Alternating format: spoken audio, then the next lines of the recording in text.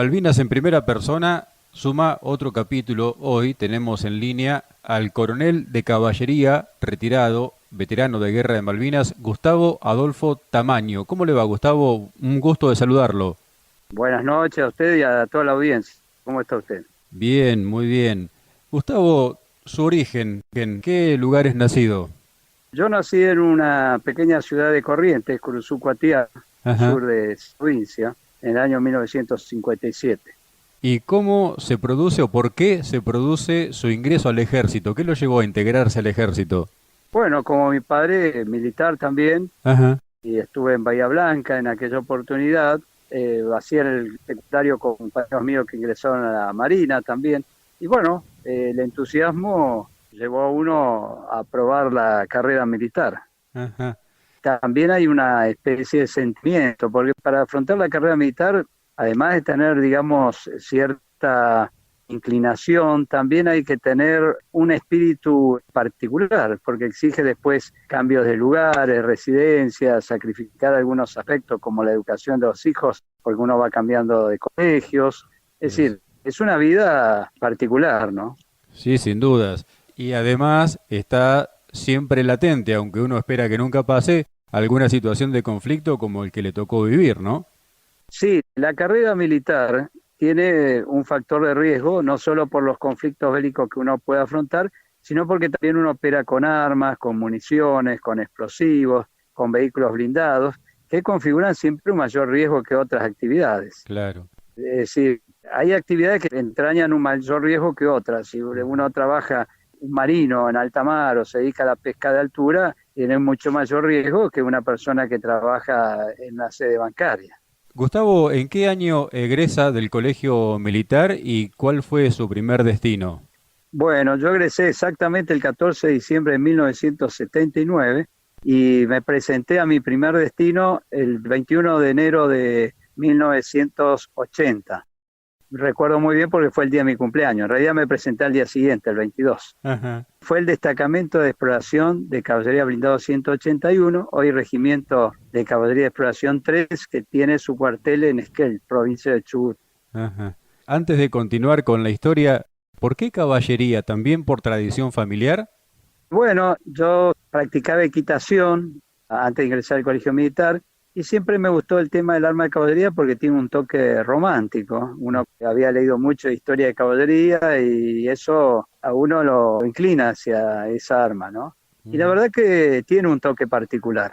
Muy bien. Así que el año 1982, la parte de la historia que nos ocupa, lo encuentra entonces en el destacamento de exploración de caballería blindada 181 allí en Esquel.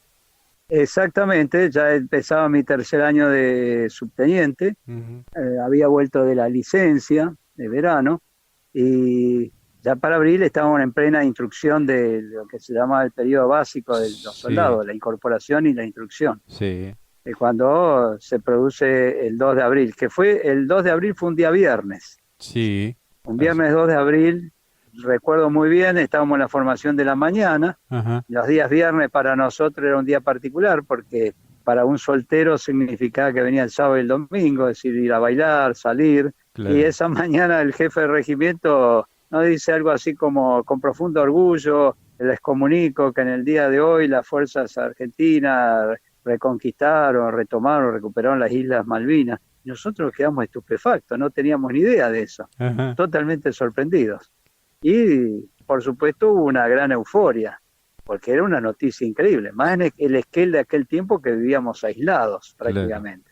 ¿Y hubo algún cambio de actividades ese mismo 2 de abril allí en el destacamento?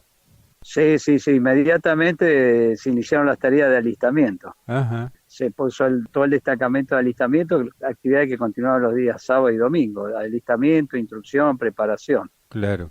¿Cómo se componía el destacamento? ¿Tenía oficiales, obviamente? ¿De qué graduación? ¿Suboficiales? ¿Soldados conscriptos también? Sí, sí, sí, aquella época del servicio militar obligatorio, había el jefe era un teniente coronel, Ujú. el segundo jefe era un mayor, Ajá, después había una plana mayor compuesta por capitanes y tenientes primeros, estaban los escuadrones que eran tenientes primeros los jefes de escuadrones. bien. Estaba compuesto por 12 escuadrones de exploración, un escuadrón de tanques, con tanques MX-13 que habían llegado el año anterior, Ajá. y un escuadrón comando y servicios. Bien. ¿Y cuándo reciben la orden de desplegar desde el destacamento y cómo fue el despliegue? El día 5 de abril, es decir, el día lunes, mientras estábamos haciendo instrucción de tiro del polígono, porque aceleramos la instrucción de los tripulantes, las tripulaciones, Claro, fui convocado a la mayoría se llama así el lugar donde están los mayores y el jefe, sí. y ahí me dieron las órdenes de alistar los vehículos blindados para partir a las 19 horas junto con otro oficial compañero mío, el subteniente Fernando Pedro Chércoles. Ajá. Así que en unas 6 horas listamos los vehículos blindados para hacer una marcha de Esquela a Comodoro Rivadavia, que la hicimos durante ese mismo día 5, partimos a las 19 horas, después de una emotiva ceremonia de despedida y jura de los soldados nuevos, Ajá. y llegamos a Comodoro al día siguiente a las 13 horas. Hicimos 600 kilómetros en un tiempo bastante breve para blindados, y luego en Comodoro estuvimos allí en el comando, fuimos muy bien alojados, Ujú. y esperamos hasta el día 9 de abril, donde embarcamos en hora de la tarde los primeros 2 vehículos blindados a las islas, por avión, en aviones Hércules. Bien, Esto es algo que poco se conoce. sí es Se cierto. llevaron los vehículos blindados, de los 12 vehículos, 10 se llevaron por avión. Antes de continuar con el despliegue, ¿cómo eran los vehículos blindados que tenía el destacamento? Bueno, en particular voy a hablar del Panar. El destacamento tenía AMX-13, el tanque Sí, liviano francés, con sí. cañón de 105 milímetros. Ujú. Tenía vehículos M113, Sí, tenía semiorugas Diamond M5, estos de la Segunda Guerra Mundial, sí. y tenía 9 vehículos Panar AML 245, AML por automitrailleur léger, es decir, autoametralladora ligera, Bien. armados con el cañón de 90 milímetros. Ujú. Estos vehículos son vehículos 4x4 de 5 toneladas y media de peso, dotado de un motor de 89 caballos de fuerza y básicamente diseñado para funciones de exploración o, mejor dicho, apoyo de exploración por el cañón de 90. Ajá. En algunos textos se va a escuchar decir que el Panar es el tanque de los pobres. Ajá. ¿Por qué dicen eso? Porque es un vehículo que tenía la potencia de un tanque mediano, Sí, con el cañón 90 milímetros, y costaba, el valor del costo de adquisición era muy bajo. claro. Entonces muchos países los compraron, por ejemplo los sudafricanos tenían un gran número construido bajo licencia que lo emplearon mucho en la guerra contra Angola, Ajá. pues el cañón de 90 milímetros era un arma de apoyo muy buena y muy formidable arma antitanque. Entonces era un vehículo realmente potente en cuanto a pegada, pero con un blindaje sumamente ligero, ¿no? Ajá. Era un blindaje mediano, digamos. No, totalmente liviano, 8 Ajá. milímetros, porque Ajá. para contener un cañón de 90 milímetros con torre y todo demás en 5 Claro, toneladas y media, claro. el blindaje era ligero. Pero estaba bien, digamos, un vehículo para su tipo, para su categoría, muy bien diseñado. ¿Y qué capacidad de transporte de personal tenía? 3 tripulantes, el conductor, el apuntador y Ajá. el jefe de tanque cargador. Cumplía funciones jefe de tanque y cargador del cañón. Esos son la tripulación. ¿Y dotación de munición? 20 proyectiles 90 milímetros y 3.000 tiros de 7,62. Estaba armado con un cañón DEFA 921, un Ajá. cañón francés de baja presión, muy preciso, Ajá. y 2 ametralladoras francesas modelo A52. Muy buenas ametralladoras también, andaban muy bien. Ajá. ¿Y qué alcance tenía el cañón? El cañón para tiro con munición antitanque, es decir, el proyectil HIT, 2.200 metros, Ajá. y 2.400 estaba regulado, o viceversa para el alto explosivo, fumígeno. Pero el alcance efectivo del cañón en realidad era unos 1.200 metros, 1.200, 1.300 metros, Claro. para tiro antitanque, ¿no? Sí, sí, sí. Un arma interesante, por cierto. Para su categoría muy potente, para su categoría un arma excelente. Ujú. Para que tengan ustedes idea, el proyectil alto explosivo, un cañón de 90 milímetros, se asemeja a los efectos de un proyectil de 105. Ajá. En cambio, un proyectil de 75 milímetros, 76 milímetros alto explosivo, por una cuestión de diámetro y capacidad, mucho menor efecto. Claro. Por eso era un cañón que podía servir tanto como arma antitanque como para apoyar a la infantería usando el alto explosivo. Volvemos al cruce de las islas, Gustavo. ¿Cómo fue ese Sí. viaje en el Hércules? ¿Cómo fue llegar a las islas? ¿Hubo alguna sensación especial dentro suyo al arribar a Malvinas?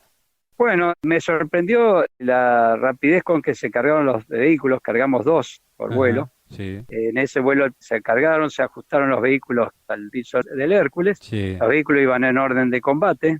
Fue un vuelo muy placentero, muy tranquilo, cargado de la emoción de ir a las islas, porque era para nosotros toda una aventura, ¿no? Una claro. cuestión de estar ahí presente, formando parte de la defensa, la reconquista y defensa.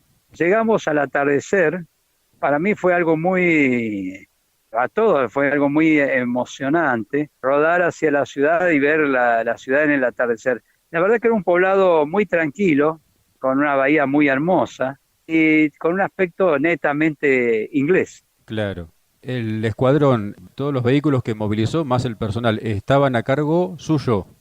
La organización, ahí éramos 9 vehículos que fuimos, de cuales llevamos 8 porque el noveno sufrió una avería con un pistón, Ajá, una biela en la marcha, entonces pasamos 8. Éramos 2 subtenientes, cada uno a cargo de 4 vehículos. bien, Como oficial más antiguo yo tenía que estar a cargo, digamos, era el responsable de los 8 vehículos en ese momento. bien. Es decir, en el ejército funciona de ese modo, Sí, ¿no? sí, Siempre el más antiguo tiene que recibir las órdenes, organizar las cuestiones, etcétera, etcétera. correcto. En los días subsiguientes llegaron el resto de los vehículos a las islas y nos organizamos en Moody Brook, en una instalación que nos dio el comando de la agrupación Malvinas. Modi Brook es un lugar con mucha historia. Sí, se llama justamente Moody en honor al coronel Moody, que fue el gobernador inglés, era un coronel de los Reales Ingenieros. En su gestión se traslada de Puerto Luis a Port Stanley, se funda Port Stanley, o Stanley, que Stanley se llama así ahora un funcionario de la corona británica del Foreign Office, que Ajá, llevó el tema de las colonias e islas del dominio británico. bien. Es muy, muy importante destacar que el que elige el lugar donde se va a fundar Stanley es nada menos que el capitán James Ross, un afamado explorador antártico. Ajá, Él hace la ubicación con 2 navíos, el Erebus y el Terror. Ambos navíos después son los que forman parte de la trágica expedición Franklin en el Ártico en búsqueda del paso por el norte en el Ártico, que ahora hace poco se encontraron ambos barcos. ¿Por qué cuento esto? Porque la isla Malvinas tiene una riquísima historia sí, sí. que en general los argentinos desconocen. Inclusive la zona de Modi Brook y sus alrededores tiene historia que se remite a mucho tiempo antes de precisamente la Eh, campaña del Atlántico Sur. sí, ahí la isla fue testigo de la batalla que se conoce las Malvinas en 1914, el 8 de diciembre, si no me equivoco, entre el escuadrón naval del almirante Ponsonby y el escuadrón naval inglés al mando del almirante Sturdy, que termina en el hundimiento de casi todos los buques alemanes. Ujú, A consecuencia de eso, después construyen un pequeño ferrocarril y una usina eléctrica y una estación de radiotransmisión en justamente Moody Brook. claro, Las Islas Malvinas están relacionadas a la Primera Guerra Mundial fuertemente sí. en ese sentido, ¿no? Ujú, Es más, hay un monumento que recuerda esa batalla naval. ujú. Gustavo nos decía entonces que se establecen como asiento de ustedes como lugar de destino Modi Brook. ¿Cómo fue el acomodarse Sí, en ese lugar? ¿Cómo hicieron su posición?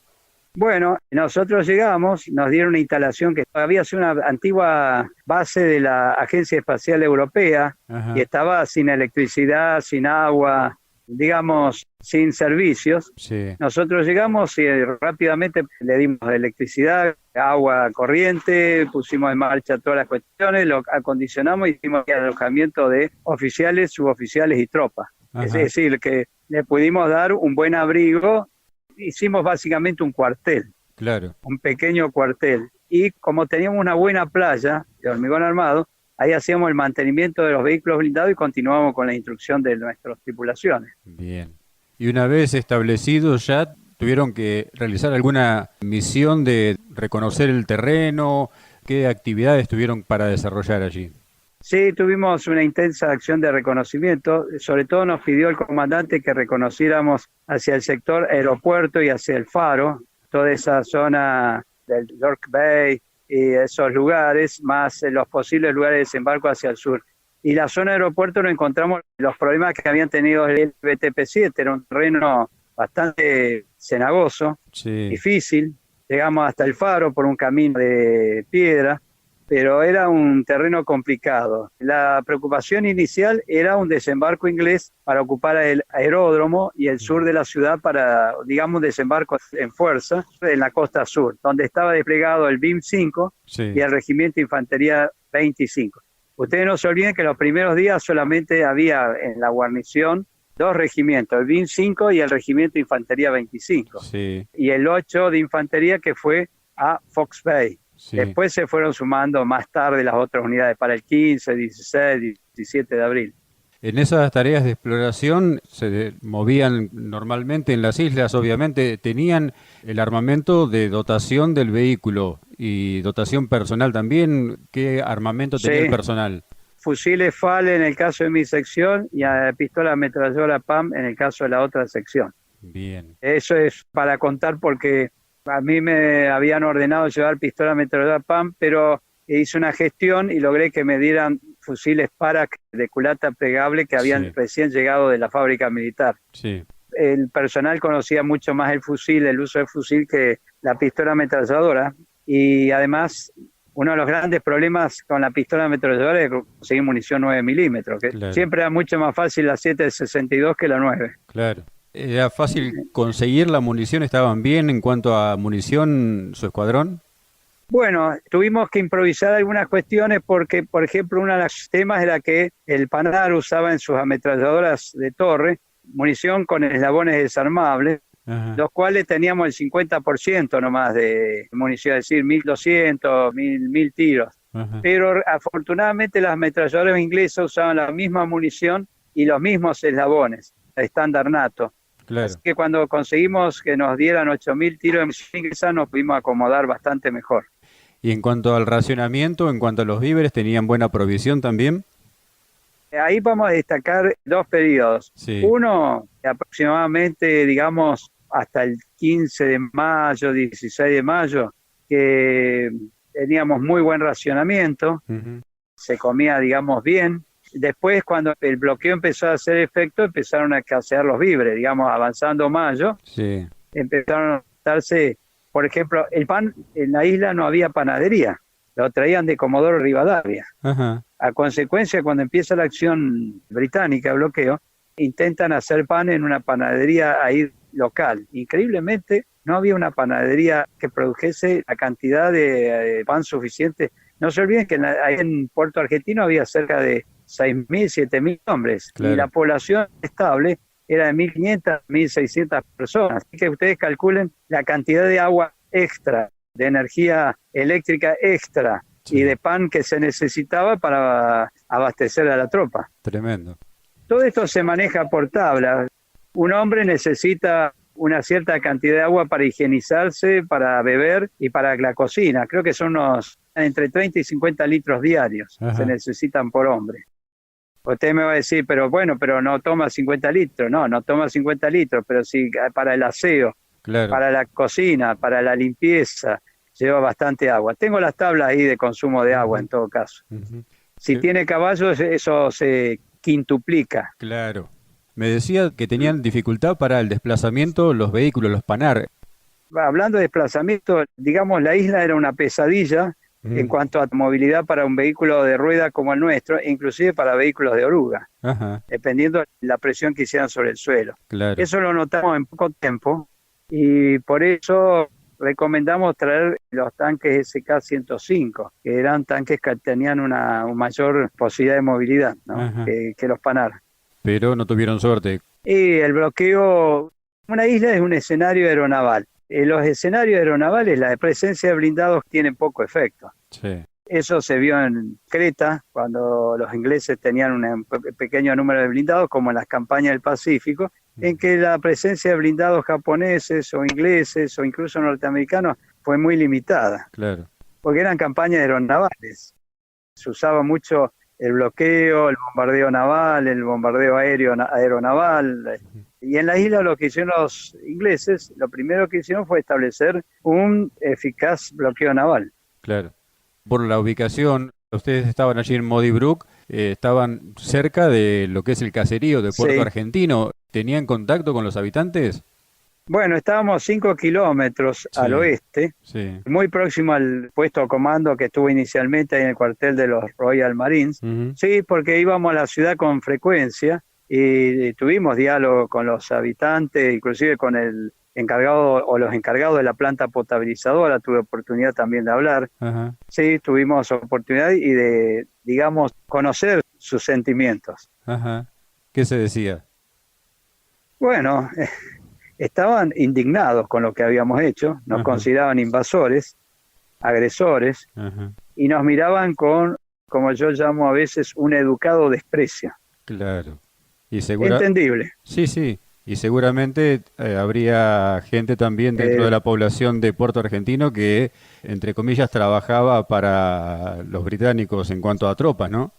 y bueno, ellos se consideran británicos y ahí seguramente entre los pobladores habrá habido gente que sirvió en el ejército Claro. y cualquier ciudadano que ve invadido su territorio Ujú. tiene la obligación patriótica de poder contribuir a su recuperación. Ellos lo ven Claro. así, hay que ponerse del otro lado del mostrador. Sí, E sí. inclusive creo, y creo que ahí está documentado, se infiltraron elementos del ejército, de fuerzas especiales entre la población a medida que avanzaba la campaña. Ujú. Pero sí, por supuesto, ustedes tienen que pensar qué pasaría si uno recibe un desembarco y vienen unas tropas de otro país que hablan otro lenguaje y que tienen poco o nada que ver con la vida habitual que tienen. ¿Cuál sería la reacción? Sí, sí. Ustedes calculen que allá manejaban comanda inglesa, hablaban inglés, Ujú. la población mayormente de origen británico Ujú. o escocés, una idiosincrasia particular. Claro. Aparte, hay que estudiar bien la idiosincrasia británica. Yo nunca me olvido que me dijo el hombre de la planta potabilizadora.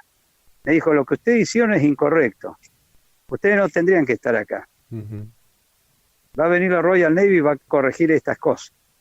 Ajá.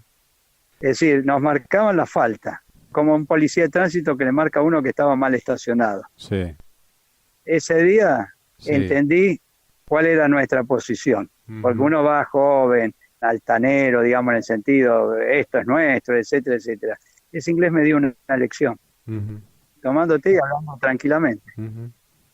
¿Sabe una cosa? Hay que tener mucho cuidado cuando uno toma una acción. Lo que me decía en inglés, hay que tener mucho cuidado cuando uno toma una acción, porque después trae consecuencias. O como me gusta una frase, lo que uno hace o deja de hacer, después lo lleva toda la vida. Exacto. Eso es una reflexión. Sí, sí, sin dudas.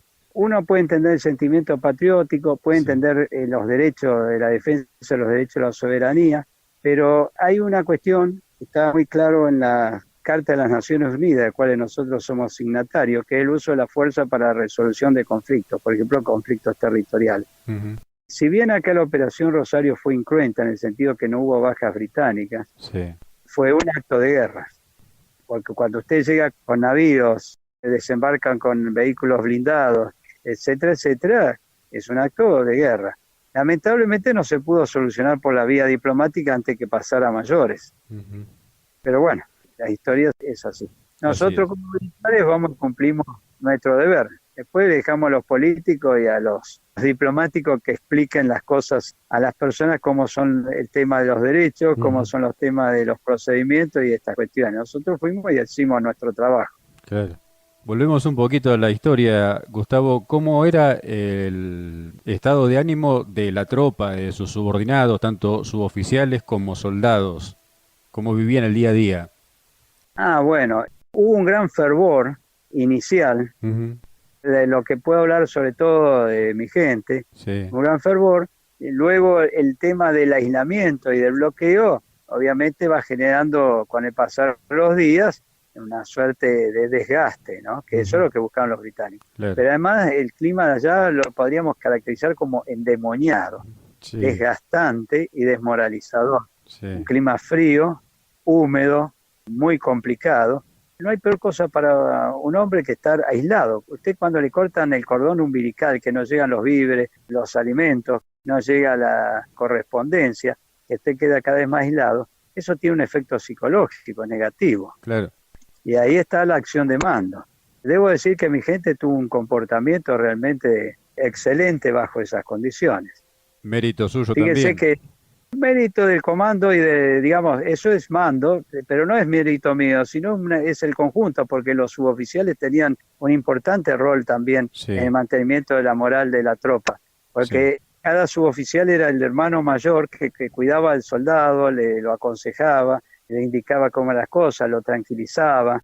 Una de las cosas que nos preocupamos mucho fue que a la gente le llegase correspondencia y si no le llegaba que contestara alguna de esas cartas que llegaban a un soldado de Malvinas. claro. Eso fue un asunto fundamental. El tema del aseo, de poder verse bien, porque un hombre que puede asearse, mantenerse afeitado o que puede dormir confortable a la noche, porque tiene la suerte de poder quitarse los borseguíes y cambiarse las medias, eso también ayuda a la moral. Sí, sin dudas. Y eso eran detalles que cuidábamos mucho. Claro, Mire, esto es muy fácil. El ser humano, si se abandona, se descuida, se desmorona. sí, Esto es como una casa, que se rompe un vidrio y no se repara. Después aparecen dos vidrios rotos y después la gente se acostumbra a ver la casa con los vidrios rotos y cuando quiere ver tiene una tapera. sí, sí. Bueno, Así obra la psiquis del hombre. Cuando se deja afeitar, cuando se empieza a descuidar, cuando se ve abandonado, es como que se va decayendo y se va desmoralizando. Y eso hay que evitarlo de algún modo. claro, O por lo menos morigerarlo. O claro. de acuerdo a las condiciones que uno esté, ¿no? También. Sí, sí, Hay seguro. momentos que no se puede hacer mucho y hay otros que sí. Eso es importante. Y la presencia, el Yo lo escucho. compañerismo es fundamental. El compañerismo y la unión es fundamental, la cohesión. Sí, ¿Sabe lo que hace que un soldado no tire el fusil y salga huyendo muchas veces en el combate? La lealtad hacia su compañero que está al lado. la camaradería. Exactamente. Porque uno empieza luchando por la patria, luego por su regimiento, luego por su escuadrón y finalmente por el hombre que uno tiene al lado. Claro. La camaradería, la cohesión es fundamental. Ujú. Es una cadena, como una cadena que se forma. El problema es cuando esa cadena empiezan los eslabones a romperse. Claro. Esa cadena hacia arriba, ¿cómo funcionaba? ¿A quién respondían en cuanto a órdenes ustedes como escuadrón, Gustavo? ¿A qué oficial? Cuando llega el general Joffre, Sí. constituye la reserva blindada que expone a órdenes del mayor Alejandro Carulo, Ajá.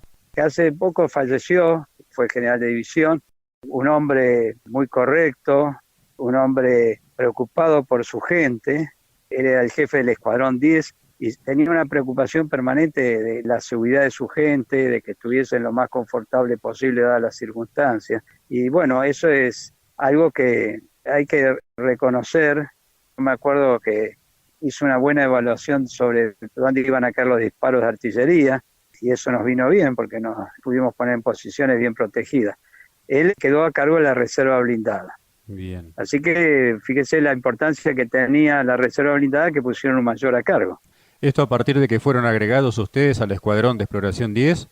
Exactamente, el día 16 de abril, como nosotros éramos dos secciones, digamos, sueltas, no teníamos medio logístico, nos agregan al Escuadrón 10 y se forma una especie de fuerza bastante grande, porque el Escuadrón 10 tenía su parte de reserva a pie, 150 hombres aproximadamente, 130 hombres al mando del capitán Zuluaga, y su reserva blindada con sus 12 Panar y Ajá. unos 43 hombres al mando del mayor Carulo. ¿Y cómo era el dispositivo de los vehículos y del personal de esta reserva blindada? ¿Qué sectores cubrían? La reserva ocupa una zona que se llama zona de reserva y la función es hacer contraataques. Había un Ajá. contraataque planificado sobre una zona denominada Pony Pass, un poco más adelante de Mount William, que nunca Ajá. se hizo el contraataque porque las tropas británicas tomaron antes el Monte Londo. Había algunas acciones también de contraataque sobre la zona de la costa por si había un desembarco. Ajá. También la reserva puede cumplir misiones de seguridad. Hay gente que desconoce, dice, los PANAR patrullaban la ciudad. Bueno, una noche nos asignaron una misión de seguridad de proteger la casa del gobernador ante un posible desembarco de comandos ingleses. Sí. Eso es una misión de seguridad. Yo a mí me gusta escuchar a la gente que habla con absoluto desconocimiento de qué es la táctica militar. Otras misiones que hicimos puede hacer acciones de bloqueo, que no es la propiedad de blindado, eso lo hace con infantería, o también puede hacer una acción que se llama apoyo por el fuego ante una acción, ante una penetración de lo que se llama el campo principal de combate. Bien. También puede hacer misiones, como dije, de seguridad, de exploración, y alguna otra misión adicional que ordene el comandante. Es una carta que tiene el comandante en la manga. La ubica Eh, en la medida que la necesita. claro, se ubica en un lugar que pueda ser empeñada Claro, en determinadas ocasiones. El tema de los PANAR, que muchas veces dicen no lo emplearon, o dicen ¿por qué no lo emplearon? Y bueno, nosotros dependíamos la orden directa del comandante. claro. Y el comandante decide recién emplear los PANAR in extremis, cuando ya estaba todo, digamos, jugado, el día 14 de junio a las 9 de la mañana, que ahí entran en acción los PANAR, usando sus cañones y por supuesto ya no había artillería propia en ese momento. Claro. Son los PANAR los que abren los últimos, digamos, tiros de cañón contra la infantería británica y reciben respuesta un nutrido fuego de artillería británico. Ujú. Y después es desplegada para proteger el repliegue de la infantería marina. Eso fue cerca del mediodía, pero ahí ya había de hecho un alto el fuego. Claro. Tenían orden de no abrir fuego salvo que los británicos abrían fuego, y la verdad es que ninguna de las partes abrieron más fuego a partir de las 10 de la mañana aproximadamente. Ya vamos a llegar a Sí, esa parte de la historia, sí. Gustavo. El bombardeo del 1 de mayo, ustedes también por la cercanía en distancia que estaban de la zona del aeropuerto, lo habrán vivido como espectadores en primera plana, imagino. Sí, porque si bien estábamos a unos 6, 7, 8 kilómetros del aeropuerto, un poco menos, el aeropuerto estaría a unos 7 kilómetros. Como estábamos en una altura, era como estar en una platea, ¿no? Sí, El ataque a nosotros nos despertó el bombardeo del Vulcan, que la verdad hizo temblar, fueron todo. explosiones muy fuertes, y Sí. luego vino el ataque con aviones Harrier, que ahí hubo mucho fuego de defensa aérea, e inclusive alguna aeronave que pasó muy cerca de nuestras posiciones, alguno que hizo escape por sobre la bahía, creo que abrió fuego contra el buque de Ciudad de Formosa. Como pasan esas acciones, parecía esas películas de acción, ¿no? Que Sí, uno sí. ve aeronave, fuego de antiaéreo, ametralladoras. Y luego a la tarde hubo un bombardeo naval bastante intenso sobre el aeropuerto, que nos Ujú. sorprendió, digamos, la erupción que generaba ese cañoneo. ¿Fue el bautismo de fuego para ustedes también ese día? Sí, eso es un tema muy interesante. Nadie cita que el 1 de mayo, aparte de ser el bautismo de fuego de la Fuerza Aérea, también fue el bautismo de fuego de la caballería blindada. Mm. ¿Por qué? Algunos me dicen, pero si ustedes no entraron en combate, le digo, está equivocado, lea el diccionario militar, naval y aéreo. Ajá. Bautismo de fuego se considera la primera vez que la tropa entra en contacto con la acción del enemigo. La acción del enemigo puede ser un ataque aéreo, puede ser el fuego de artillería o puede ser fuego de fusilería. Ujú. Eso se llama bautismo de fuego. Por eso la Fuerza Aérea celebra el 1 de mayo bautismo de fuego, porque las acciones que acontecieron en hechos, por ejemplo, en revoluciones, en Azul y Colorado, no se consideran bautismo de fuego. Se considera bautismo de fuego frente a un enemigo externo. Bien. Por eso la Fuerza Aérea no considera bautismo de Cl- fuego los combates que hubo en el 55 sobre el Río de la Plata, que hubo algún derribo, sino consideran el bautismo de fuego el 1 de mayo del 82. Claro. Me decía que en algún momento tuvieron que movilizar los vehículos en su condición de reserva para proximidades de la casa del gobernador. Sí, sí, hubo una alerta violeta de un posible desembarco de comandos anfibios, Ujú. que se hizo una alerta general, y en principio querían que hiciéramos un patrullaje con los vehículos blindados dentro de la ciudad. La ciudad era una ciudad con calles muy estrechas, y los blindados no son para hacer patrullaje en calles estrechas, Ujú. sin apoyo de infantería, tienen que ir con apoyo de infantería. Así que hicimos esa observación y nos cambiaron los órdenes y nos pusieron a custodiar la casa del gobernador. Así que desplegamos los vehículos. No fueron la totalidad de los vehículos, solamente fue una sección. Fueron 6 vehículos porque llevamos el vehículo comando. Fue una experiencia interesante, fue una noche de muchos nervios. La gente estaba muy crispada por el tema de un posible ataque, ¿no? Ajá. Y hubo fuego. Cuando la gente está en esas circunstancias, ante el menor ruido o movimiento puede desencadenarse un tiroteo, ¿no? Como de hecho lo hubo.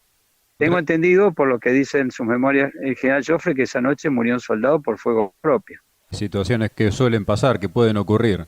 Y sí, porque cuando están los nervios y la noche era una noche bastante oscura y se produce algún movimiento o alguien cree ver algún movimiento, se puede generar un fuego, lo que se llama fuego fratricida, es decir, fuego entre propios elementos. Claro. ¿Las secciones de Panar estuvieron siempre juntas o en algún momento tuvieron que desplegar algún vehículo hacia otras unidades?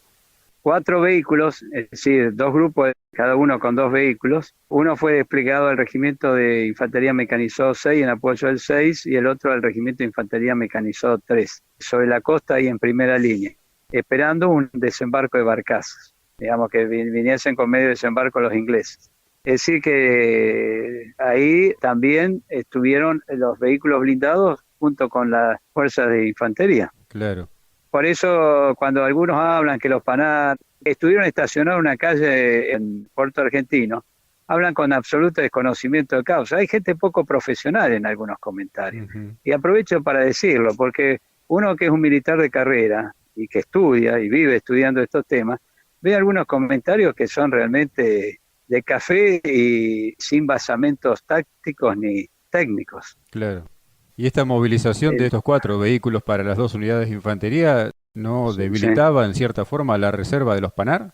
Y sí, bueno, pero yo nunca consideré conveniente disgregar de esta manera, Ujú. pero eso es un concepto, yo lo veía desde mi punto de vista de subteniente, pero para el comandante de las tropas, agregar vehículos blindados así a las unidades de infantería le aumentaba la moral, al ver los vehículos blindados Ajá. apoyando con sus cañones, le daba un sentido más de seguridad. Usted sabe que eso es un factor psicológico que tiene su peso, Claro. pero no es lo más conveniente. Seguro. El desembarco británico en San Carlos es una bisagra en la historia de la campaña del Atlántico Sur. ¿Cómo afectó al elemento a su cargo, Gustavo? Bueno, básicamente no había forma de llegar allá porque en la isla no hay caminos. En aquella época no había Mm, caminos sí. practicables como para estos vehículos. Inclusive los vehículos ingleses que se desplazan desde San Carlos en dirección a Till Inlet y luego de allí a la zona de Fitzroy Bay, hicieron la marcha bastante bien, pero en un terreno bastante complicado. Y estos vehículos Scorpion tenían una presión sobre el suelo muy inferior a la que hacía un Panhard. Nosotros jamás hubiésemos podido llegar a San Carlos con estos vehículos. Claro. No había caminos, eran huellas o sendas que conocían los lugareños y había que tener cierto conocimiento para negociar esos terrenos. Y los vehículos de ingleses, que esto es Scorpion y Scimitar, la verdad que se comportaron muy bien en estas circunstancias. Mm. Pero San Carlos lo que sí nos dio idea es de que el enemigo estaba más cerca, porque una vez que hizo tierra y empezó el desembarco, sabíamos que si no se eliminaba la cabeza de playa, se iba a ir incrementando y reforzando. Claro. Digamos que ahí empezó la cuenta regresiva, en cierto modo. Y cambiaba la estrategia de la defensa porque el frente de combate se invertía. Totalmente. Yo que estuve en algunas reuniones, tuve el privilegio de estar en algunas reuniones. Sí, Todo el desembarco se considera que iban a desembarcar en el sur de la localidad sí, y por lo tanto el Regimiento 4 de Infantería que estaba en la zona oeste era para reserva y de repente se encontró en primera línea claro. con el desembarco de San Carlos. Eso fue una maniobra realmente magistral de los británicos. Es Ujú. más, se consideraba que era muy difícil que hicieran incursión en estrecho por una serie de características del lugar. Inclusive escuché en algún momento, si mi memoria no me falla, hablar algún oficial naval de unas algas que Sí, denominaban, creo que las algas Kelper, sí, que decían que las lanchas de desembarco se iban a enredar las hélices y no iban a poder desembarcar. Aparentemente las únicas hélices que se enredaban en esas algas eran las hélices argentinas, porque las inglesas no tuvieron ninguna dificultad. Así que o cambiamos de marca de hélices o cambiamos de apreciación de inteligencia. a San Carlos le siguió el combate de Darwin Pradera del Ganso. Eso fue un contratiempo para los ingleses, se confiaron. Ujú. Los ingleses, y esto es bueno, ellos apostaban mucho a sus tropas on foot, es decir, de pie, y sobre todo a los comandos y paracaidistas como tropas de élite, y consideraban que iban a poder literalmente arrasar con los soldados argentinos que eran mayormente conscriptos. Ujú. Pero las cosas no salieron bien en Darwin, porque se encontraron con un grupo de resistencia mucho más fuerte de lo que esperaban, liderado por algunos oficiales jóvenes argentinos, que le produjeron un buen número de bajas y le trastornaron los planes. De eso podemos hablar también porque ahí podrían haber usado los blindados para ablandar las posiciones, pero el brigadier Julian Thompson consideró, de acuerdo al asesoramiento, que los blindados no iban a poder moverse en ese terreno. Después se demostró que sí podían moverse. ¿Esa acción de Pradera del Ganso a posteriori en lo inmediato causó alguna modificación para el Escuadrón Panar? ¿Tuvo que hacer una reubicación? ¿Le dieron alguna otra orden operativa? No, no, no, seguimos manteniendo Moody Brook porque nosotros teníamos hacia el oeste estaba primero el Regimiento 4, Ujú. después venían las defensas que estaban todo el Monte Tambledon, venía el Monte London, había tropas en Tusista, es decir, estábamos en las distancias apropiadas para una zona de reserva. El Bien. asunto fue cuando cayó Monte London, Ujú. ahí cambió las perspectivas. ¿Cómo cambió? ¿Qué pasó? Y porque al tomar Monte London, los británicos podían tener observación sobre el valle y reglar bien el tiro de artillería. Bien. Y aparte pudieron adelantar la artillería. Además que ellos tenían los cañones, estos 105 light gun, con un alcance de 17 kilómetros, mientras Ujú. nuestros cañones solamente alcanzaban 10.000 metros, es decir, 10 kilómetros. Ujú. Entonces ellos tenían los puños largos. Claro. Los únicos cañones que teníamos nosotros que tenían un alcance similar o un poco mayor eran los cañones 155, pero solo había dos. Sí. Los Sofma. Sí, que esa era la pieza estándar de los grupos de artillería nuestros, los OSMA de 155. Ujú. Pero bueno, eso lo puede explicar mejor un artillero. Así es. Gustavo, ¿hubo que reubicar entonces a los Panar para que no hiciera efecto la artillería a partir de esa toma de London? Claro, porque la toma de London se produce exactamente la noche del 11 al 12 de junio. Sí. Cuando cae en Monte London, el día 12 de junio empiezan a bombardear la zona donde teníamos nosotros los Panar Ujú. y tuvimos que replegar los Panar bajo fuego de artillería ¿Hacia dónde? hacia el linde oeste de la ciudad. Ahí el comando de la agrupación apreció mal la cosa, porque estábamos todavía en alcance de la artillería, bajo observación desde el monte London, o bien, como después se dedujo más tarde, bajo observación de un comando inglés que reglaba el fuego desde las casas. Ajá. Ahí fue donde me hirieron, porque el fuego de artillería, cuando llegamos y ubicamos los vehículos en la zona ordenada por el comando superior, tal cual esperábamos, nos batieron con un fuego nutrido de artillería. Ahí se dieron cuenta que había que llevar los vehículos más hacia el este. Lo que pasa es que en los últimos días, toda esa zona empezó a quedar bajo el fuego de la artillería británica, ya sea naval o de campaña. Claro. Las tropas quedaron arrinconadas, digamos, contra esa península. ¿Cómo fue el cañoneo en el cual resulta herido usted? Bueno, sintéticamente, a minutos que ubicamos los vehículos, mientras los enmascarábamos, hay forma de colocar los vehículos para evitar la observación aérea y sobre todo también de terrestre. Sí. No habrían pasado ni 5 minutos, 10 minutos que cayó la primera ráfaga de artillería Ujú. y la segunda corrigió el fuego, la artillería británica, la verdad que con una celeridad que nos sorprendió y nos puso los tiros entre los vehículos. Mm. Y la tercera ráfaga volvió a caer entre los vehículos y ahí se acabó la guerra para mí. Hirieron toda la tripulación de mis vehículos, que estábamos pie a tierra, estábamos enmascarando los vehículos Ajá. y no podíamos llegar al vehículo porque los tiros caían al lado del vehículo, a 1 metro, 2 metros. Era un fuego nutrido y preciso. Sí. Fue una experiencia muy fuerte para toda la gente. Y en mi caso particular doblemente, porque sufrí 3 heridas. ¿Por esquirlas? Sí, sí, por esquirla, que son las más peligrosas muchas veces. Sí. Casi me secciona el brazo derecho. Ajá. Me pulverizó el radio, me afectó los nervios, los ligamentos y mucha hemorragia. ¿Y dónde más Eh, recibió herida, Gustavo? en el muslo izquierdo, que Ajá. como también me decían los médicos, ahí si era gato perdí como 5 vidas porque me pasó muy cerca la femoral. Uh. Una esquila en la femoral es de sangrarse en minutos y Sí. otra en el brazo izquierdo también, pero esta más chica. Así que debieron trasladarlo de inmediato a la zona del hospital de Puerto Argentino. Sí, nosotros estábamos a unos 300 metros del hospital, 250, Ajá. y con el auxilio de mi gente fui caminando hasta el hospital.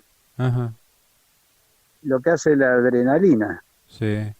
Ahí tengo que destacar la intervención de un joven suboficial, entonces cabo Vilte, Ujú.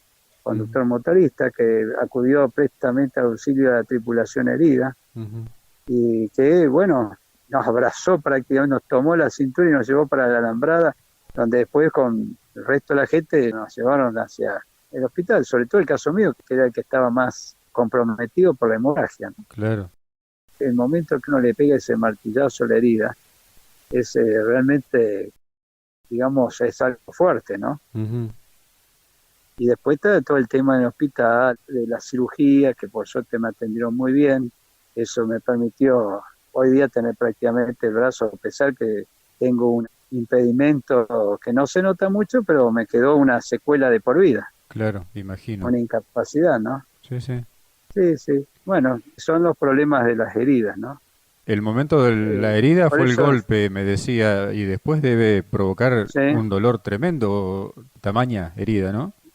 Bueno, pero el cerebro tiene unos mecanismos de bloqueo que realmente, les voy a decir, tuvo un dolor intensísimo, fugaz. Y Ajá, es como que el cerebro bloqueó todo dolor, porque la verdad es que no sentí dolor hasta que me revivieron en el hospital.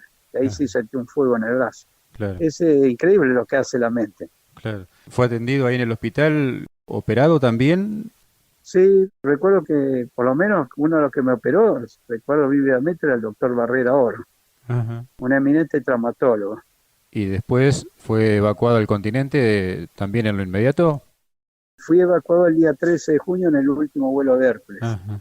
A Comodoro. Primero a Río Gallego y de Río Gallego siguió vuelo a Comodoro. Ajá. Bueno, eso también tuvo su riesgo porque estando en camilla en el puerto sufrimos el bombardeo de la artillería enemiga también. Claro. Y una vez ya en el Ah, continente, ¿fue internado en Comodoro? ¿Tuvo alguna otra operación?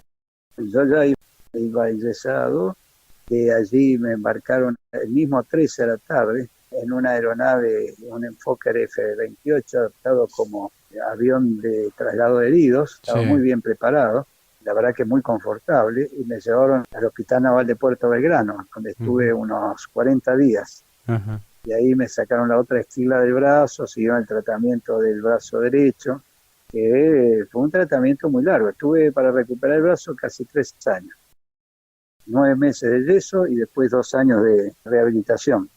¿En su casa o en algún instituto militar y con concurrencia al hospital?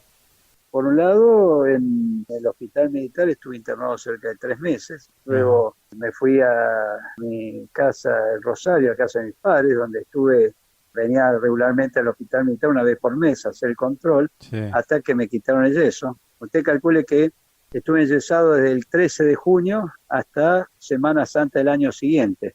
Ujú. Y luego tuve que iniciar un tratamiento de rehabilitación donde estuve casi 2 años acá en comisión del Regimiento de Granaderos Ajá. y me hacía el tratamiento en el hospital, que fue un tratamiento largo pero efectivo. ¿Y después continuó en la fuerza hasta cuándo, Gustavo?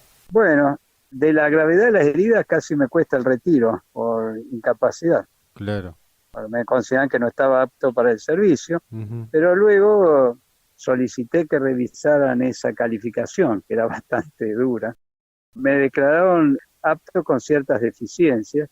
Y Ajá. bueno, continué la carrera normal, sin escalafón complementario, nada, simplemente, digamos, el escalafón general. Y me retiré con el grado de coronel después de 41 años y medio de servicio. Ujú. Una carrera extensa. Sí, sí, claro. En ese tiempo, en casa de sus padres, en ese tiempo de los viajes al hospital militar, había charlas con su padre, me decía que también era hombre de armas, se hablaba de Malvinas. Sí, sí, con mis padres, con mi hermano. Yo Ujú. la verdad que nunca he tenido problema en hablar de las vivencias. Ujú. Por supuesto que las hablo si me preguntan, porque para Claro. mí es una experiencia más de la vida y tengo mucha experiencia en la vida. Esto es como una de las tantas vivencias que he tenido. Ujú. Por eso, en cierta manera, cuando he escrito un libro sobre Malvinas, en la memoria de guerra, ahí Sí, he resumido todo. Porque, digamos, después de 40 años es prácticamente, queda lo anecdótico, ¿no? sí.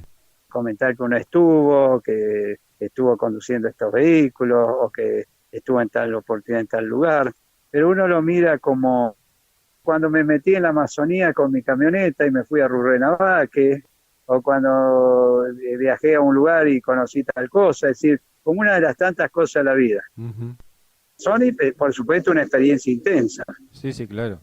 pero hay que acostumbrarse a convivir con ello porque la vida continúa.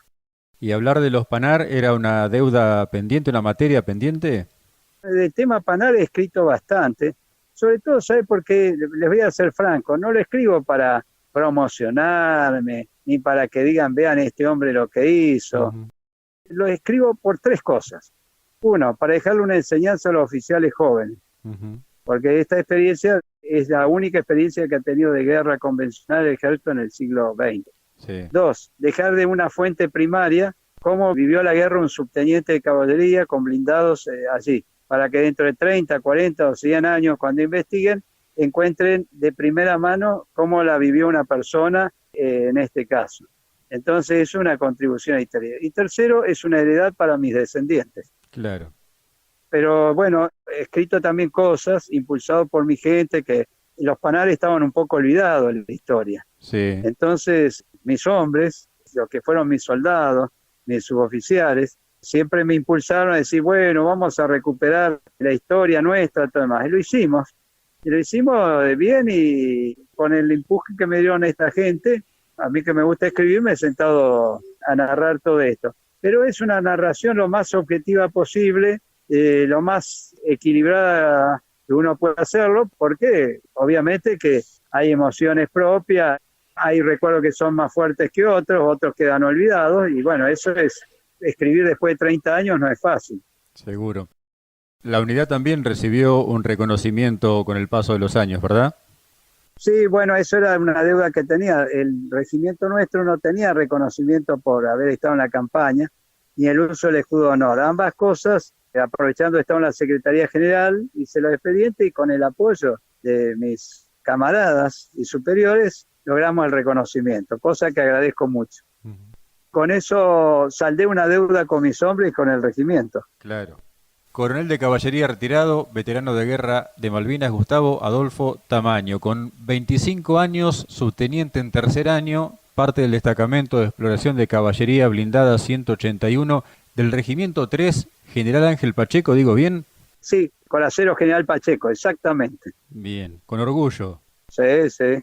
Le agradezco muchísimo por estos minutos, Gustavo.